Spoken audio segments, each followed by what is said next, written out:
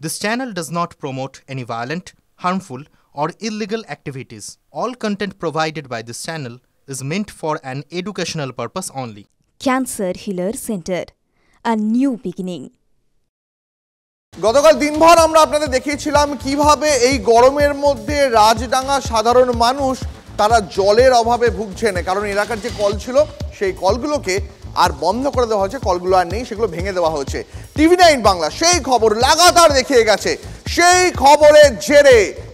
খবরের জেনে পুরসভা টনক নড়ল। কসবার রাজডাঙ্গায় আবার বসতে চলেছে জলের কল। মেয়রের নির্দেশে, ফরহাদ হাকিমের নির্দেশে অবশেষে পিছু হটলেন অভিযুক্ত কাউন্সিলর লিপিকা মান্না। টিভি9 বাংলার খবরের পরেই বড় চেয়ারম্যানের সঙ্গে কথা বলেন মেয়র, কাউন্সিলর লিপিকা মান্নার সঙ্গেও কথা বলেন ফরহাদ হাকিম। আরো বিস্তারিত জানবো, আসুন কথা বলি আমাদের সঙ্গে আমাদের সহকর্মী যিনি এই খবর গতকালও দেখিয়েছেন, সায়ন্ত রয়েছে। আমি সায়ন্তর সঙ্গে কথা বলি।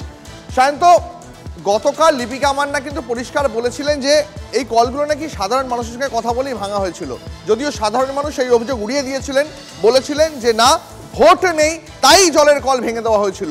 টিভি9 বাংলা দিনভর সেই খবর দেখানোর পরে অবশেষে পুরসভার টনক নড়ল।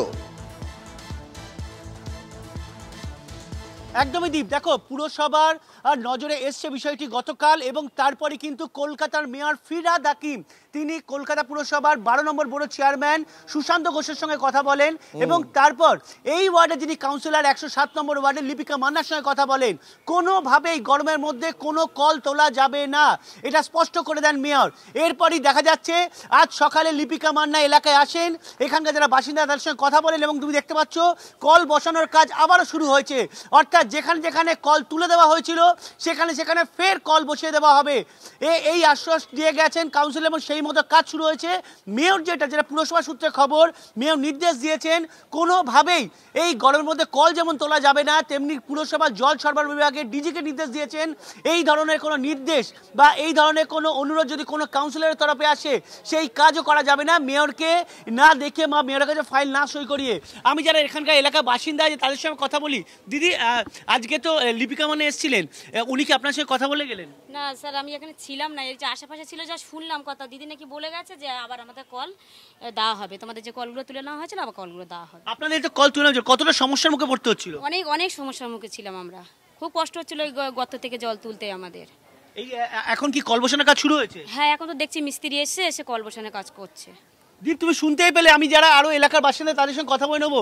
আপনারা তো ছিলেন, লিপিকা মান্নার সঙ্গে আপনারা কি দাবি করলেন যে কলটা বসিয়ে দিতে হবে? হ্যাঁ, আমরা জানিয়েছিলাম, তা উনি আবার এসে কল বসাচ্ছেন। প্রথমে বলেছিলেন বসানো যাবে না, কিন্তু পরে আমরা উচ্চতর নেতৃত্বের কাছে গেছিলাম, নিজেতে বলে ঠিক আছে বিষয়টা আমরা দেখছি, ওনার কাজ তো উনি করেছেন, কিছু একটা প্রবলেম ছিল হয়তো সেই জন্য করেছে, ঠিক আছে আমি দেখছি। তারপরে তো আজকেই কাউন্সিলর নিজে এসেছিলেন, এসে আমাদের আশ্বাস দিয়ে গেছেন যে তোমাদের কল আবার বসিয়ে দেওয়া হবে, জলের প্রেশার নেই বলে উনি এটা বললেন যে জলের প্রেশার নেই এই কারণে করা হয়েছে, তা আবার ঠিক আছে তোমাদের অসুবিধা হচ্ছে আমরা বসিয়ে দেবো বলে আবার তো মিস্ত্রি পাঠিয়েছে।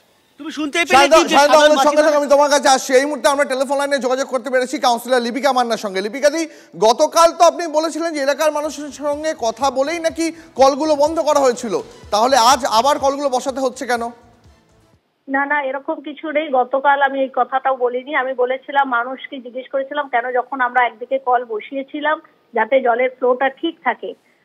আমি মেয়র সাহেবের সঙ্গে কথা বলেছি, উনি বলেছেন যে তুমি মানুষের পরিষেবা দেওয়ার জন্য আমরা আছি। দেখো ওখানে 60টা পরিবার, 4টে কল ছিল, এখন যদি তাদের কাছে 24টা কল এক্সট্রা হয়ে যায় তাহলে তো ভালোই হয়। তাই জন্য এখানে 4টে কল আমি আজকে গিয়েছিলাম, গিয়ে বলে এসেছি নিশ্চয়ই আবার আমরা করে দেবো, একটু সময় দাও, করে বসিয়ে দেবো।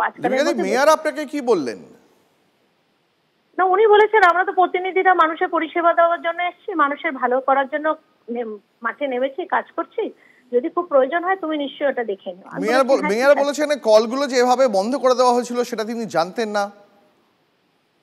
না, বন্ধ তো করা হয়নি, বন্ধ তো আগে করানো হয়নি। আগে জল পাইপ লাগানো হয়েছে, পাইপলাইন, সেই পাইপে জল এসেছে, 24টা কল থেকে জল পড়েছে, পরে এবার প্রেশারটা চেক করার জন্য এরা কিছুদিনের জন্য বলেছিল বন্ধ করুন, কিন্তু কাটাকাটি নিয়ে এবার দেখো একটা জায়গা আমাদের কর্পোরেশনের কি নিয়ম, যখন আমরা কাজ করছি 170 মিটার পাইপ বসিয়েই ওখানে জলের কানেকশন করেছে। আমি ওখানে গেলে তোমরা দেখতে পাবে নিশ্চয়ই যে আগে জলের কানেকশন করা হয়েছিল। তারপরে ঠিক আছে, যদি অতিরিক্ত দরকার থাকে না, আমাকে মেয়র সাহেব বলেছেন, আমি নিশ্চয়ই মানুষের জন্য করব। দিব্যাদি, গতকাল কিন্তু সাধারণ মানুষ অভিযোগ করেছিলেন এলাকার যে ভোট নেই, তাই জল নেই কলে। না, ওগুলো কে বা কারা বলেছে আমি জানি না। আমি আজকে নিজে ওখানে গিয়েছিলাম। দেখো, আমার ওয়ার্ডে, এই ওয়ার্ডে যে কোনো জায়গায় আমি সবসময় নিজের পরিস্থিতি দেখেই কাজ করি। আমি উপস্থিত থেকেছি, আজকে সকালে গিয়েছিলাম, আমি 1 ঘন্টা থেকে ওদের সঙ্গে কথা বলে এলাম।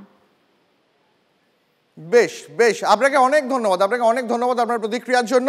শোনালাম লিপিকা মান্নার বক্তব্য। এবার গতকাল যখন দিনভর আমরা এই খবর দেখাই, আমরা তখন কথা বলেছিলাম বড় চেয়ারম্যান সুশান্ত ঘোষের সঙ্গেও। তিনি কি প্রতিক্রিয়া গতকাল জানিয়েছিলেন, শোনাই একবার আপনাদের।